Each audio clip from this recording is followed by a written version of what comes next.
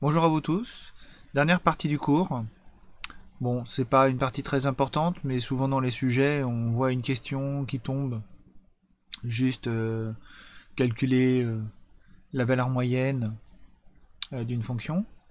Donc c'est la partie du cours qui se trouve ici. Donc il y a une formule à connaître.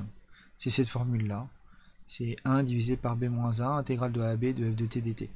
Alors comment on fait pour s'en souvenir? Tout simplement, on se souvient que quand on fait un calcul de moyenne arithmétique, on additionne toutes les valeurs et on divise par le nombre de valeurs. En gros, c'est un peu la même chose. Le signe sigma, je vous ai expliqué que c'était un signe de somme.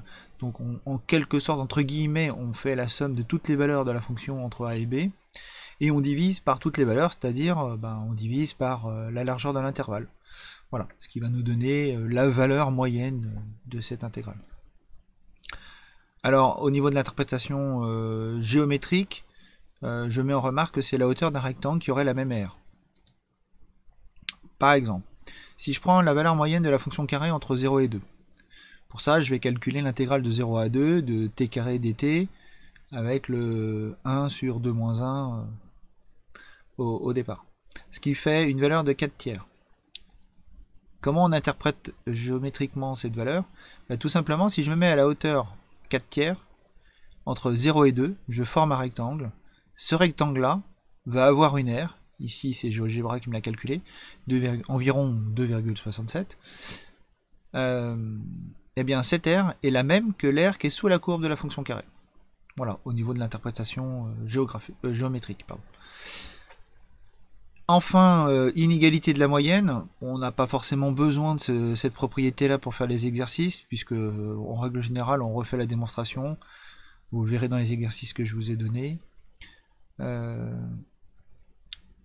Qu'est-ce qu'elle dit? Elle dit que cette R, cette intégrale entre a et b de dt dt est compris entre ces deux valeurs-là quand la fonction est minorée et majorée.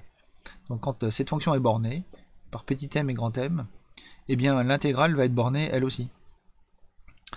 Bon, la démonstration est en dessous. Je vous laisse tranquillement la regarder, je vous mets le poli de cours en ligne. Alors, dernière remarque, pourquoi on appelle ça propriété, inégalité de la moyenne? Parce qu'en fait, on s'aperçoit que c'est une inégalité, et elle fait apparaître, quand on divise par b-a tous les membres de l'inégalité, elle fait apparaître la valeur moyenne. Donc c'est une inégalité de la valeur moyenne de la fonction. Alors si j'interprète géométriquement cette inégalité, elle dit quoi? Elle dit que l'aire qui est sous la courbe, et ça c'est un truc que je pense que vous avez compris, l'aire qui est sous la courbe est plus grande que l'aire d'un rectangle formé par la plus petite image. Donc ici j'ai fait une fonction strictement croissante, hein, j'aurais pu prendre autre chose, mais voilà. Donc ici j'ai ma fonction, elle est comprise entre 1 et puis une valeur qui est un peu plus haut que 2. Donc le rectangle qui est en dessous, il a une aire qui est forcément plus petite que l'aire qui est l'aire sous la courbe. Toujours entre guillemets, hein. Là je parle d'une fonction positive. De même, l'aire qui est sous la courbe est plus petite, elle, que l'aire du rectangle formé par la plus haute valeur de la fonction. Voilà comment on interprète ceci. Bien, c'était la fin de ce chapitre.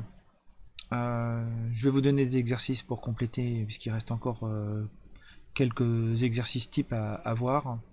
Et je vous souhaite un bon courage pour la suite. Au revoir.